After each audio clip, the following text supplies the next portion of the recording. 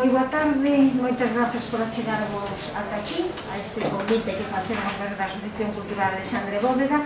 Eu empezo, de darvos a vosas grazas pola vosa asistencia, pois tamén a Fundación Galiza Sempre, que acredita este caderno que hoxe presentamos, e por pensar na Asociación Cultural Alexandre Bóveda. Nos temos xa 45 anos de existencia con ese nome, non, que é tan simbólico no que a loita antifranquista, a loita antifascista. Sabedes que Alexandre Bóveda asesinado un 17 de agosto de 1936 e o seu asesinato que a inicio dos anos 40 en Argentina, Castelao e outros emigrados deciden que ese día sexa o Día da Galiza Mártir, non? Entón, de algún xeito, Bóveda simboliza toda esa Galiza mártir, daqueles que foron asesinados, daqueles que tiveron que emigrar, que tiveron que fuxir, que quedaron aquí fora do seu traballo, pasando na cadea e desde logo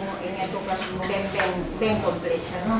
E de algún xeito, Alexandre Bóveda simboliza todo iso, o que decía Castelao, non enterran cadáveres, enterran semente. Esa é a idea, non, que une o que hoxe presentamos, non, este caderno de políticas públicas da memoria na Galiza. As dúas persoas que me acompañan, Carlos Bavío, un destes activistas da memoria, con un traballo moi importante desde hai moitos anos, non, por recuperar con esa idea, non, de saber a verdade para poder facer entón xustiza e para reparar o dano. Pero sobre todo, quizás para todos vos, é coñecido, non, por ese libro de Meirás, un pazo, un lobo, un espolio, que significou verdadeiramente, decimos así, parecemos moi repetitivos, pero é un antes e un despois no que foi a conquista do pobo e de todo o movimento memorialístico, esa conquista do Pazo de Meirás para o pobo, e poder demostrar que, ademais de asesino, Franco neste caso era un ladrón, non? E foi ese traballo de investigación en ocasións, non, desde o movimento memorialístico se fai un traballo que é de reivindicación, que é tamén de divulgación, non, pero hai un traballo de investigación que é imprescindible, que a veces, se fai tamén desde as universidades. Vimos nestes días de atrás, coincidimos ali de inaugurar a Cátedra de Memoria Histórica da Universidade da Coruña, que vai a dirixir un grande amigo de Alexandre Bóveda, que é o Xío Breogán. Pero existe tamén outro traballo que é imprescindible e é o que se fai desde as institucións. E nese caso me vale para presentar a outra persoa que nos acompaña, autor desta publicación, Luís Bará. Foi concelleiro de Cultura no Concello de Pontevedra e foi director xeral da Xunta de Galiza da Consellería de Cultura na época do goberno bipartito.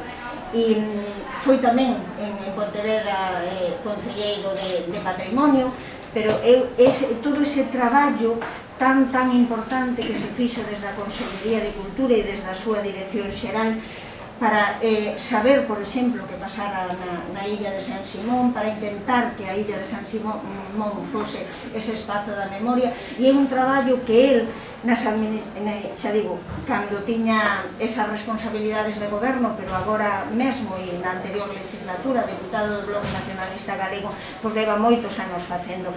Convídevos a que vexades o seu blog, que se titula, que se chama Non desa esquecemento, e que fala diso, da necesidade de contar. Hai toda unha historia por contar, baseas en historias preciosísimas e, de moita emoción e de moita carga, xa digo, de emotividade, e basease moito na memoria oral, na necesidade de escoitar esas historias que iban contando e para saber e para poñelas o servizo da democracia, que ao fin e ao cabo, cando falamos diso de memoria histórica, non é para pararnos aí nos recovecos da memoria, senón para construir a democracia, para afianzala verdadeiramente.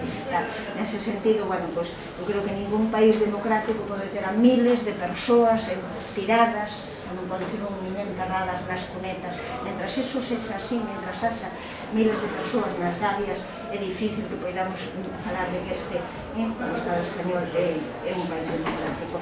Entón, nada, moitas grazas, Carlos e Luís, por estar aquí. Deixo-vos para o que nos vides a falar. Ben, pois moitísimas grazas, é un placer para mí estar entre tanta xente boa e xenerosa, moitos de vós compartides tamén loita, non? Unha conquista, non? Do futuro a través da memoria democrática, da memoria histórica antifascista e galega, non? Que efectivamente, porque a memoria histórica non é máis que iso, o futuro, non? A través de recuperar, de normalizar, de convivir, de recoñecernos no noso pasado desde unha normalidade democrática, non? Que este Estado español, pois, non dá avanzada, non? Que tanto traballo posto a dar calquer paso alrededor da normalización democrática a través da memoria, non? Para min é un triplo placer estar hoxe aquí por varias cuestións, non? A primeira, porque esta casa é a Casa da Memoria Histórica na Coruña, non? Aquí se reúne a CRMH da Coruña, a Comisión pola Recuperación da Memoria Histórica, aquí naceu a CRMH da Coruña. Aquí se celebran, bueno, pues, todas as cuestións relativas á memoria histórica. De aquí naceu a primeira presentación do libro ese que facía mención María Xosé Bravo Noiro, que rematou pois, nun xulgado da Coruña como proba fundamental para demostrar que o Paz de Meirás era un espolio, non o roubaron. E tamén é un placer, bueno, tamén porque representa ese nome que nos representa a todos os galegos na memoria histórica que Alexandre Bóveda, non? Alexandre Bóveda representa pois, a Galiza mártir, non? Bueno, o Paz de Meirás esta semana foi, digamos, a clave, foi unha loita que estivemos levando alrededor dun Estado, bueno, pues que desde Madrid tomaba, máis ben non tomaba, e cando tomaba decisións tomaba de maneira errónea, non? É dicir, o Paz de Meirás representa pois como un burato negro que en memoria histórica o absorbe todo, non? Porque alrededor do Paz de Meirás está a impunidade franquista, está o que dicía María Xosé, o Estado que era absolutamente, bueno, corrupto, e na medida que era corrupto podía mantarse como régimen dictatorial, non? Nese Paz de Meirás, a través dese Paz de Meirás está pois, a represión sobre a población, non? Está os espolios, o abuso, é dicir, hai unha amalgama de memoria histórica alrededor do Paz de Meirás e explica perfectamente o que era o régimen de Franco, non? E ten unha proxección que soborda pois, fronteiras, non? E como exemplo de impunidade do fascismo, non? Da versión española do fascismo que é o franquismo, non? Mas existen outros aspectos, non? Da memoria histórica que compra abordar e que moitas veces, bueno, pues, non están acaídos. Nas vindeiras semanas comenzará o debate sobre a lei de memoria democrática, que teremos, bueno, creo que tempo, non? Para abordarla e comentarla e ver que alternativas de futuro temos alrededor da memoria histórica e se somos capaces, bueno, de resolver, ¿no? Despois de 40 e tantos anos, se somos capaces de resolver as cuestións relativas á memoria histórica. Non decía que era un triple placer para mí porque ter aquí ao lado a Luís Bará, non? E ter a oportunidade de presentar a Luís Bará é das persoas, por non decir a persoa máis autorizada, non? Para falar de memoria histórica, non? É dicir, o Luís Bará ten trayectoria no movimento memorialista galego, no que é o asociacionismo, na loita, no activismo da memoria histórica, ten trayectoria tamén no que son as políticas públicas de memoria e ten trayectoria tamén pois en artellar políticas tamén a través de a súa experiencia como deputado no Parlamento galego. Para rematar, só facer unha pequena reflexión, se do paso, porque efectivamente o protagonista é él, porque é o autor deste traballo, é dicir que, bueno, se tuviéramos que falar efectivamente das políticas públicas de memoria na Galiza, teníamos que levantarnos e marcharnos aquí, neste momento, non? É dicir, orzamento cero, departamento que leva a memoria histórica cero, é dicir, cero en políticas públicas de memoria.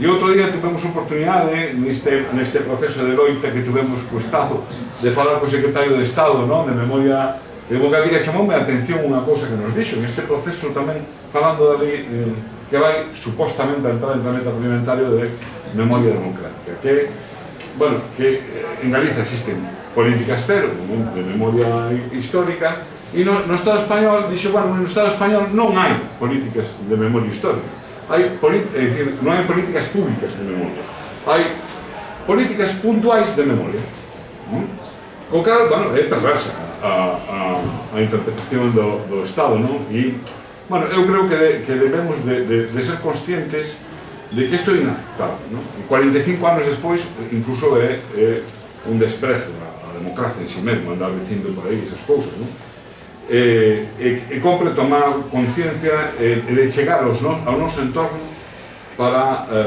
transmitir que a memoria é futuro, e sin memoria é imposible avanzar en un futuro democrático normalizado, e iso, bueno, calquera que coñezamos en profundidade o que significa a memoria, creo que debemos de facer exercicios de pedagogía e explicarlo á sociedade, porque isto é unha cuestión real, é dicir, non hai futuro sin memoria.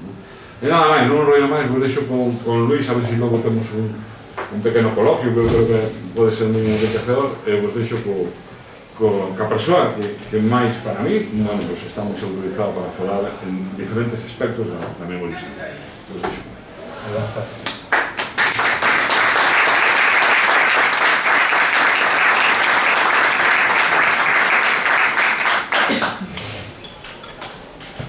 Pois moi boa tarde.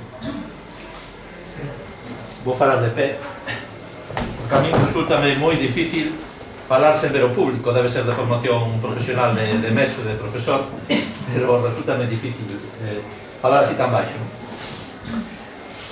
Ben, o primeiro que teño que decir é que é unha honra estar aquí. Isto parece un tópico, pero non o é, porque decía María Xosé que esta asociación ten 45 anos de historia, por veterana, non por antigüidade, pero sobre todo por actividade.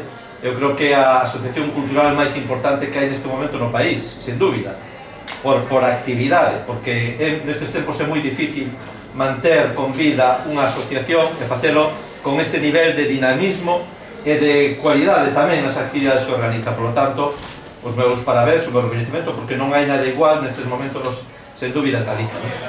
E tamén a Fundación Galiza Sempre por ter a feliz idea de publicar cadernos como este, ou tamén as publicacións como esta que se vos entrego hoxe dos 85 anos do Estatuto, porque tanto polo coñecemento histórico, por tamén ter ferramentas, instrumentos de traballo político para o presente e para o futuro, é moi importante este tipo de publicación, este tipo de publicacións, porque o que pretendín facer nela é tanto unha recopilación de traballo desenvolvido ao longo de moitos anos en distintos planos, como se dixo aquí, fundamentalmente no traballo institucional, tanto a nivel municipal como do goberno galego, como tamén no ámbito parlamentario. Estes últimos 4 anos da legislatura pasada foron especialmente, creo que frutíferos, no traballo colectivo que se fixo para artellar políticas e propostas como as que se recollen aquí, e que chegamos a presentar ademais en forma de proposición de lei no Parlamento, a primeira vez que se presentou un proxecto de lei destas características, non? E aínda que fose derrotado, foi moi importante dar ese debate, poñer este tema no foco e no centro do debate público parlamentario, dar ali nomes, propostas, ideas e temas que, aínda que sexan vencidos no debate, acaban gañando na medida en que significan avances concretos e poñer no debate público estas cuestións. Esa, un triunfo e un logro. E desde logo é moi incómodo para o Partido Popular ter que debater destas cousas, porque claro, o seu balance non é que sexa cero orzamentos, cero políticas, cero departamentos da Xunta, e que é para atrás, non? Porque o que fixeron foi basicamente desmantelar, destruir, iso son especialistas, desfacer todo o que se fixera ao longo dos anos 2005 e 2009, que non foi pouco. Non foi pouco nas circunstancias, con todos os erros, que eu tamén non recoñezo, non foi pouco. Entón, o que se fai aquí é, sobre todo, propositivo. Eu ademais estou convencido de que a obrigación da Fundación Galiza Sempre e do BNG é facer proposicións, non? Ademais de facer oposición, facer proposición. Porque nós temos que gobernar este país. Temos que gobernar este país. Que queramos ou non, temos que gobernar este país. É a única saída que lle queda ao país. É como un SOS, non? Que nos está mandando. Temos que tomar as rédeas deste país para que sexa un país digno, un país forte, non? Un país vivo, un país con futuro. Temos o nacionalismo, despois de toda a base, de toda a experiencia que ten histórica, ten que tomar as rédeas e ten que tomar o control e a dirección deste país. É importante que nos preparemos, que cando cheguemos a tomar a dirección do país saibamos ben o que queremos facer. E este traballo, modesto, é un intento de ter unha folla de ruta para traballar nas políticas públicas da memoria, que eu sempre insisto que, claro, a memoria, chamarle así, é unha, como di a miña compañeira amiga e querida Mercedes Queixas, é algo que practica moito o Partido Popular e a política metonímica, non? A parte polo todo, non sempre coller ali unha cousiña e parecer que iso é xa todo o que hai que facer, non? Pero bueno, quero dicir, isto refírome a que moitas veces se chega a unha simplificación nas denominacións que eu prefiro chamarle, como decía antes Carlos, política pública de memoria histórica, democrática, antifascista galega, non? Esa é a verdadeira denominación que teñen que facer estas políticas, porque se refiren tamén a un momento histórico concreto, a un proceso histórico e as consecuencias que sigue tendo hoxe ese proceso histórico e por que vivimos nunha democracia que non cumpre os estándares internacionais. Non os cumpre, e hai cantidad de informes e resolucións internacionais que lle sacan auténticamente as cores ao Estado español en materia de incumprimento de dereitos humanos fundamentais e de acordos que hai a nivel internacional sobre esta materia. E por iso eu creo que a verdadeira maneira de enfocar en este debate é poñelo aí, no plano internacional, no plano da xustiza e da xurisdicción internacional. Ese é o marco no que temos que traballar tamén no debate público e nas políticas públicas, porque nos podemos dar debates históricos, non? De como foi a historia e as interpretacións e as visións que ten cada quen. Podemos e debemos dar tamén debates no plano ético, moral, emocional, en todos os que queiramos, pero por riba de todo iso están os dereitos fundamentais, os dereitos das persoas, e ante iso non hai ningún argumento que teña valor, máis valor que iso. Non hai nada que sexa comparable aos dereitos que teñen as víctimas, a súa descendencia, as súas familias. Polo tanto, iso é irrebatible como argumento. Non admite ningún tipo de discusión. E se hai cantidad de resolucións, informes, estudos internacionais das Nacións Unidas, do Consello de Europa, de comisión de estudos sobre represión, sobre desaparicións, sobre o que queiramos, das Nacións Unidas que din que no Estado español non se pode exercer e cumprir o dereito á verdade, o dereito á xustiza, o dereito á reparación, as garantías de non repetición, é que non se está cumprindo. Estamos dicindo que hai 114.000 persoas desaparecidas, que hai máis de 30.000 crianzas desaparecidas. Isto é unha auténtica vergoña para un país e para un Estado no mundial todo o mundo, non? E, por lo tanto, isto non se pode soster. Esa é a razón de que vivamos nunha democracia tan precaria, precisamente, que non se resolveron ben todas estas cuestións.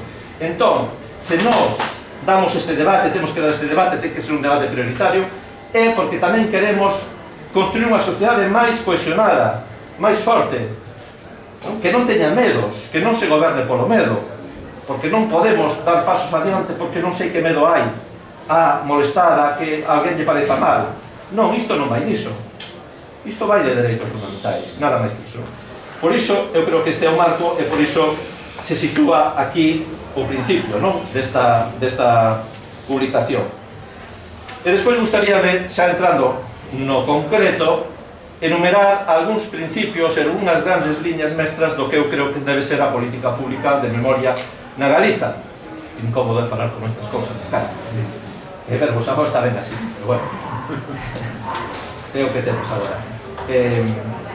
Entón, os principios polos que se debe regir esta política para mí son, están explicados no libro, pero enumeros brevemente, son que ten que ter unha visión nacional, de clase e de xénero, non? son os tres grandes eixos, non? Que deben articular tamén a nosa práctica política. Entón, que quere decir perspectiva nacional? Evidente que estamos a falar que temos que enmarcar este debate, estas políticas, no estudo da evolución histórica da nación galega e, sobre todo, pensar no momento no que estaba Galiza en xullo de 1936. Que Galiza dera un salto adiante impresionante, un proceso de construcción nacional e de avance como nunca se vivira, que podemos ver además reflectido en todos os ámbitos, e, polo tanto, isto quere decir que a grande víctima da represión, do golpe militar, da represión que deu despois, foi Galiza mesma, foi o país. Porque non só é que se aniquilaran a esa xeración máis brillante que dou nunca a Galiza, non?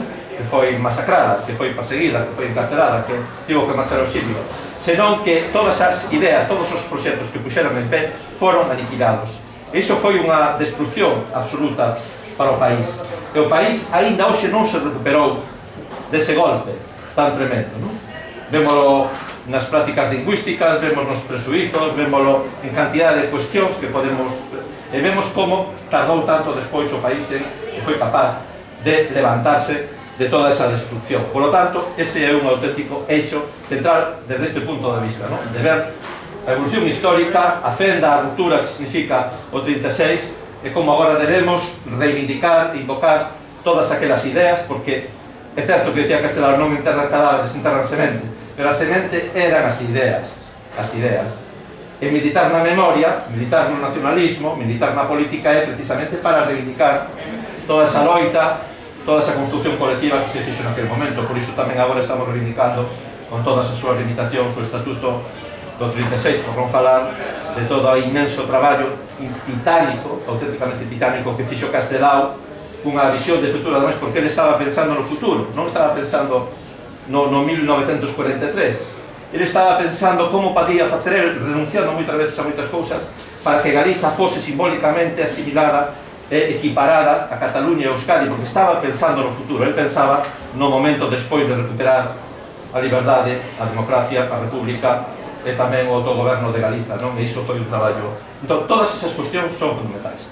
Perspectiva nacional, perspectiva de clase, temos que ter unha visión tamén ampla de todos os procesos sociais e como a represión se cebou en moitas colectivos sociais e moita xente que non eran tampouco só os grandes dirixentes, senón que era xente humilde, xente traballadora, xente que militaba no sindicalismo, en todo tipo de ámbitos, non? E despois a perspectiva de xénero, porque sabemos que as mulleres foron as grandes esquecidas da represión franquista e cumpre reivindicadas en todas as súas dimensións, e non só, diría, principalmente como víctimas.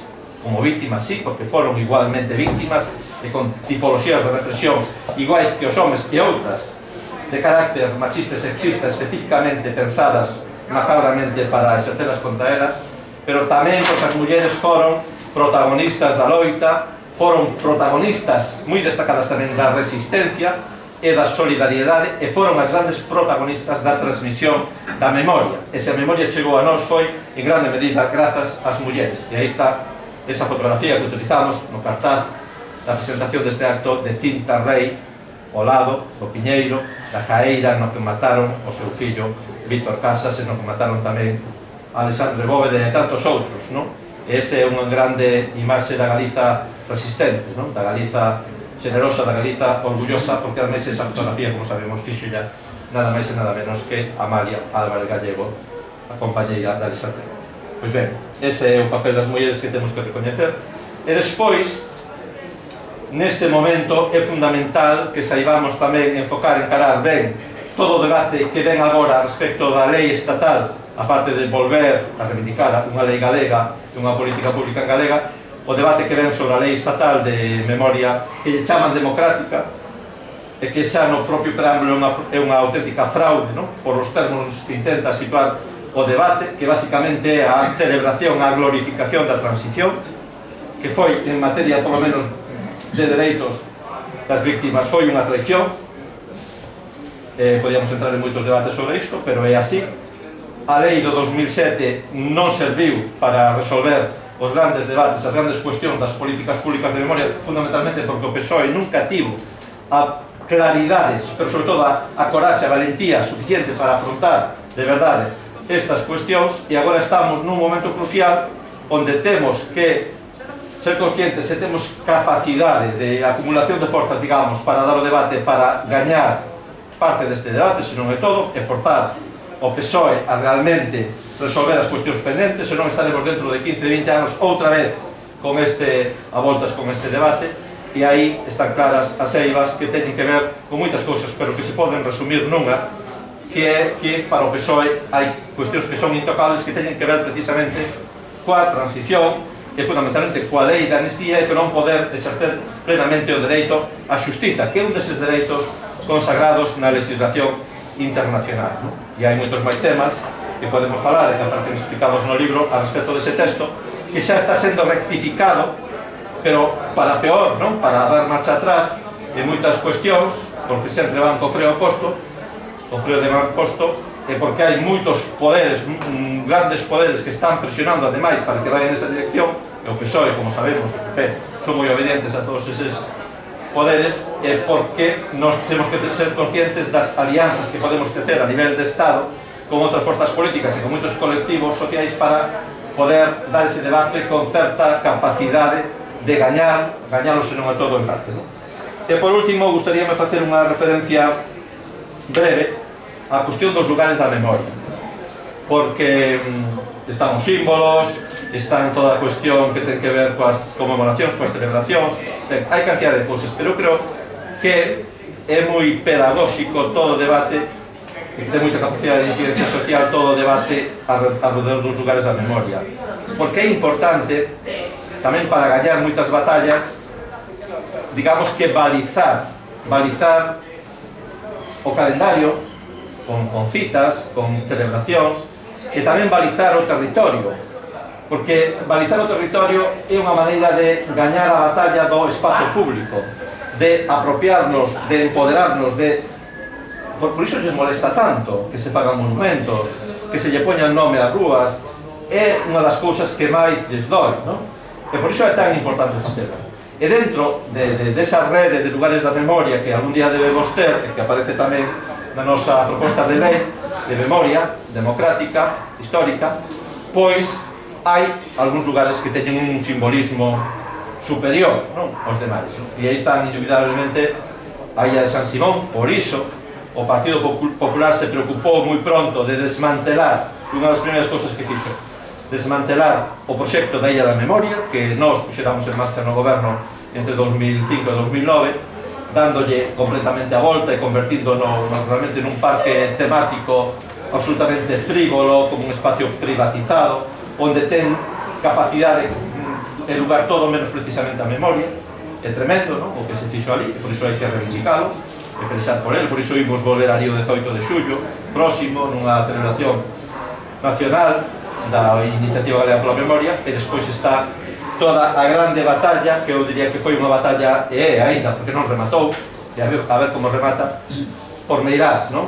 A loita, a batalla por Meirás, que eu creo que é o mellor exemplo que temos na historia recente do país da capacidade que ten Galiza, especialmente o nacionalismo, para ser influinte, para gañar, para avanzar, para conquistar cousas, non? Eu, con esa trenza, non, que conseguimos armar, que creo que é unha figura perfecta, non, como esa novela tan exitosa de... bueno, non me acordo agora, pero bueno, a ver, esa trenza, esas tres grandes liñas que confluen da loita, organización social, da investigación histórica, protagonizada sobre todo por Carlos Babío, e do traballo no ámbito político e institucional. Iso foi fundamental e claro. Entón, eu, independentemente de como acabe esta batalla, non, creo que é o mellor exemplo, un exemplo moi positivo, que nos debe levar a facer lecturas, digamos, esperanzadas, pensando no futuro. E poño no caderno, e poño como exemplo sempre unha comparación, para que sexamos conscientes, non? No 2005, en novembro de 2005, nós estábamos no goberno da Xunta. O O BNG estaba no goberno da Xunta.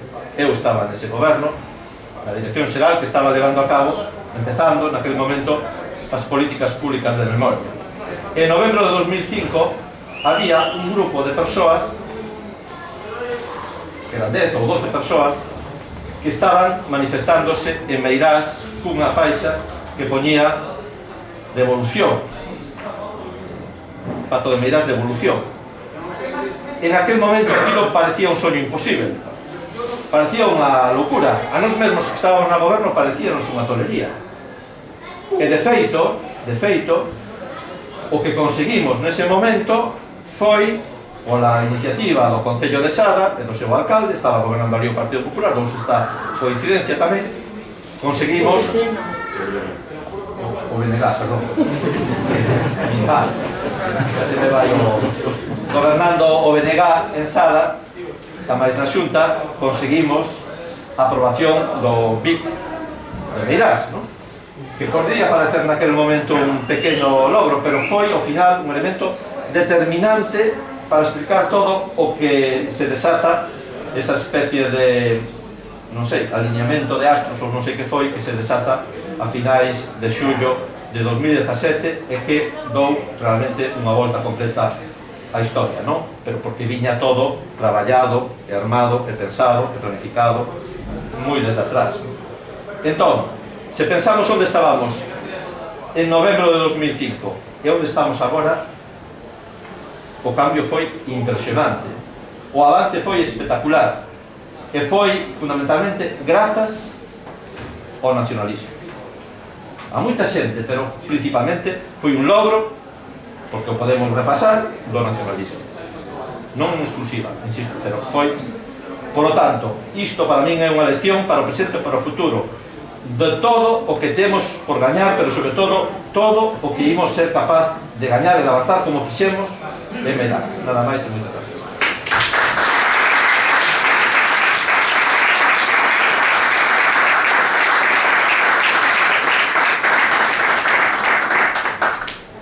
Temos non sempre o tempo ilimitado, sabedes, por cuestións de ventilación, pero temos aí 15 minutos sen problema para debater. Así que nada, quen queira empezar a preguntar. Ali atrás, entón. Levanto, ¿no? Sí. Así estoy mejor, supongo. Bueno, o que quería decir é que precisamente ahora o de Meirás supuxo, eu penso que supuxo unha ruptura, non sei se vostedes pensan así, moi importante como se nos a memoria ata agora, porque ata agora puxerase énfase sempre na parte do victimario máis directo dos asasinatos do franquismo. E Meirás é moito máis profundo que mostra, porque mostra directamente o carácter do réxime franquista, que antes que un réxime asesino, por outra cosa, foi un réxime de corrupción absoluta, foi o réxime de latrocinio absoluto. Eso, de cara a memoria histórica, é fundamental que ata agora fora algo investigado, moito máis infravigilado, porque, claro, de cara a memoria histórica, calquera alguén moi de dereita pode dicirse, pues, eu estou a favor de que se matara, pero, home, de que se roubárese e de que for un réxime de corrupción absoluta, pues é máis difícil que alguén se justifique. Nese sentido, sí que me parece moi importante que se fixo. Sí. Estamos de acordo. A exposición a suscribo totalmente. De feito, é o que comentaba eu antes, non? Na presentación. Dicir, se algo ten Meirás, ou se algo conseguimos tamén, dentro dos éxitos e os logros des que falaba Luís, é demostrar que o Pazo de Meirás, como sede oficial, non? Outra das cuestións que demostrado, porque o Pazo de Meirás volve tamén, foi un edificio oficial do Estado, da Secretaría do Estado, neste caso, como residencia oficial de la lei. E claro, estudiando o funcionamento do réxime, as chegadas de Franco a Meirás, podemos ver que o que decía ao principio, non? Que o franquismo funcionaba na medida que era corrupto, que tiña que ser profundamente corrupto para casar os intereses realmente das elites, non? Que representaba o franquismo. E estudando o caso de Meirás, pues vemos tamén, bueno, non solamente o espolio de Meirás, sino bueno, a cara corrupta dese régimen que, bueno, sempre nos transmitiron ese régimen de austeridade de Franco, que por lo menos non rouba, bueno. A frase sería esa, que o franquismo funcionaba na medida que era corrupto, e se caía a corrupción, caía o régimen. E Meirás tamén o funcionaba. Unha pregunta. Bueno, o Bloque, o nacionalismo galego, ten constancia de máis inmóveis, bens, cartos dos Franco en Galicia e no Estado español. E, bueno, isto non quero parecer aquí un chavista, pero unha resolución para pedir o embargo das propiedades dos Franco, igual que a dos Borbóns tamén. Esa se me paso a expulsión do Estado de esas dúas familias para sen presa máis. Iso é demasiado serio.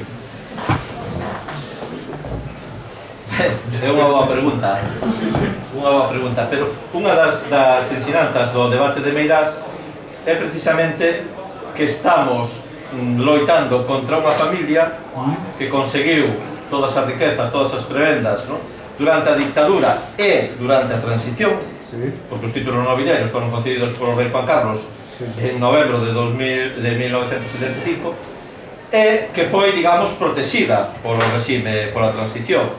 E por iso temos que estar agora intentando demostrar que roubaron, que se apropiaron de todo iso, cando o normal nunha democracia plena sería que naquel momento foran enxuiciados, non? E foran precisamente, digamos, devoltos todos os ben roubados. E isto agora non se vai resolver nesta lei, e xa digo que é unha lei moi pouco valente, porque falan de facer unha auditoría, pois do espolio, non? Da xente que roubou, todo iso.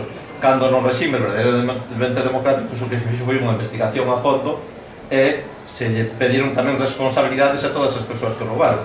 Iso aquí non vai pasar, porque sabemos que está pasando tamén con a monarquía, pero en todo caso nós temos que dar ese debate. Sí, tamén o digo por Néstor Rego, en Facebook, as novas das forças soberanistas que viven a investigación xa non da monarquía dos Borbóns, eu collía toda a familia e todos para fora.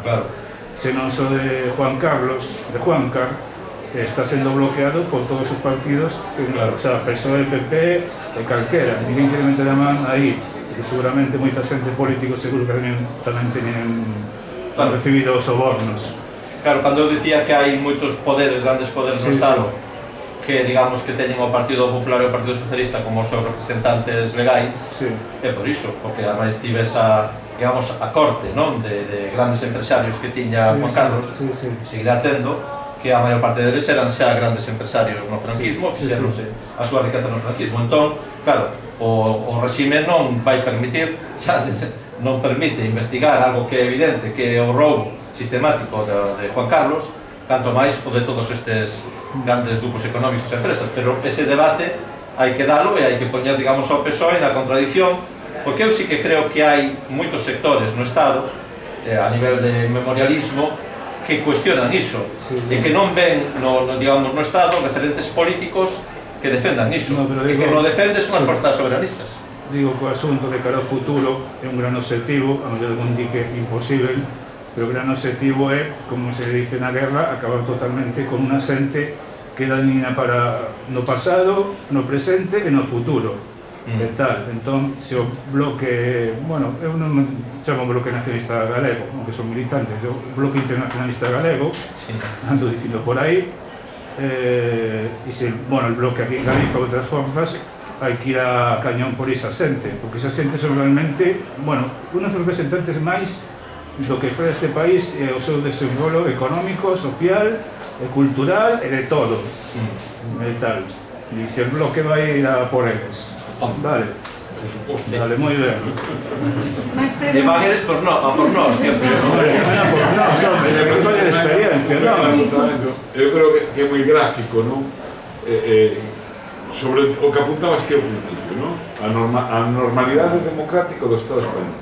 Eu xa me perdín cas demandas que teño. Eu non sou o único demandado dos Franco, non? Bueno, se vos fixades, hai unhas características que se reproducen sempre, que, primeiro, claro, que os Francos sempre te demandan buscando o relato de cartos, non precisamente por esta orden, non?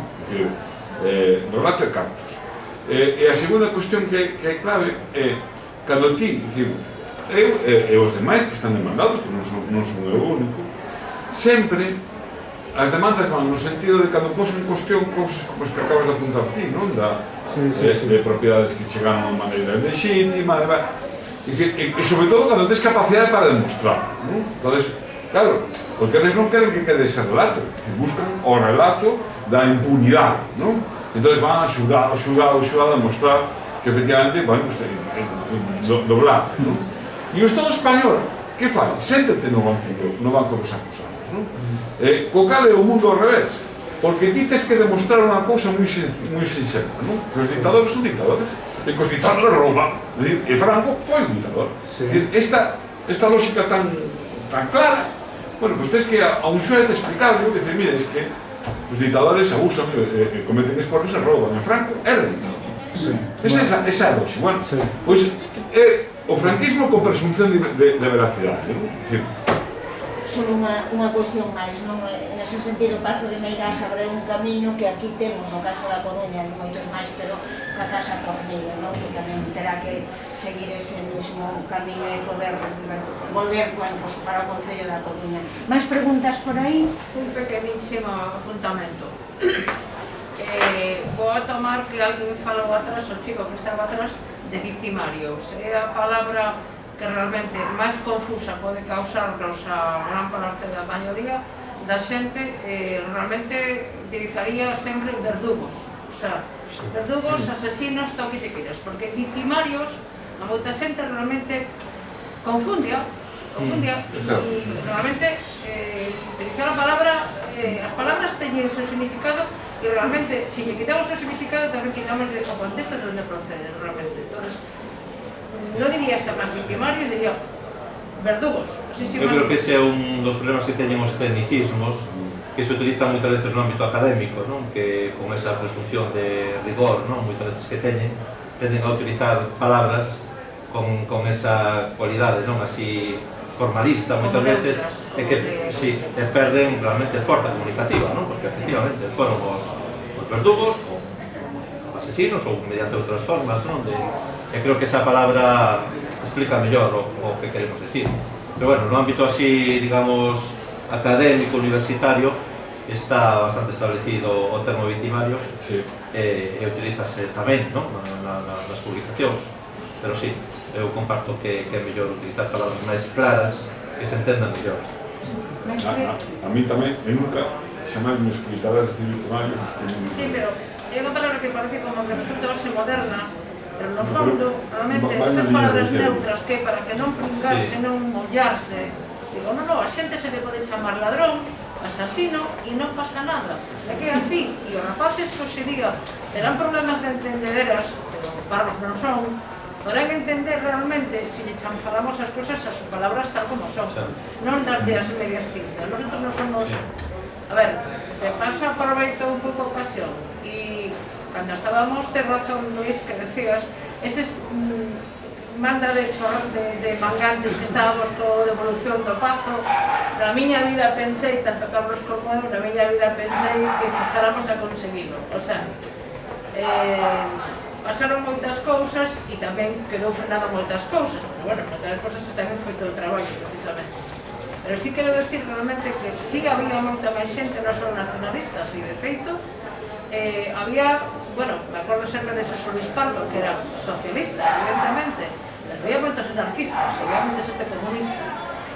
Gracias a todos, e gracias realmente a que o BNG, non hai que decirlo sinceramente, o BNG levou iniciativas, realmente de moitas somos de BNG, normalmente, pero co apoio de moitísima outra xente que estuveron sempre a partir do piñón, evidentemente. Non tuvemos a ninguén do PP, lamentablemente. Eu refería tamén ao nacionalismo, bueno, eso é a esos dualismos que utilizan, non? Víctimas, victimarios, non? Así para... Eu refería ao nacionalismo porque o nacionalismo estivo en todas as fases con un papel protagonista, non me refería só ao movimento social, que aí hubo moitísima xente, sigue habendo moitísima xente, non? Pero en todas as etapas, en todas as partes, non? Desa trenza, o nacionalismo tuvo un papel fundamental, e na última fase tamén, non? Un feito tamén que tivo unha gran trascendencia, que foi a ocupación do Pazo, por exemplo, non? Que foi a nivel internacional pode parecer unha cousa pequena, pero puxo aí o foco e puxo moita atención aí e doulle moita repercusión a esa loita. En fin, que esa, non por decir, o elemento clave que tamén foi decisivo é que se nota realmente cando o BNG está ou cando non está, que na Deputación da Coruña, o feito de que estivese ali o BNG, un papel principal que por San Martín, fixo que iso tirase para diante e arrastrase despois, non, a outras institucións, que non lle quedou máis remedio tamén que sumarse a ese cargo de maneira interesada, pero acabaron sumándose. Entón, se analizamos todo ese proceso que se conta aquí así sintéticamente, pois está claro que hai que reconocer ese papel. Máis preguntas por aí?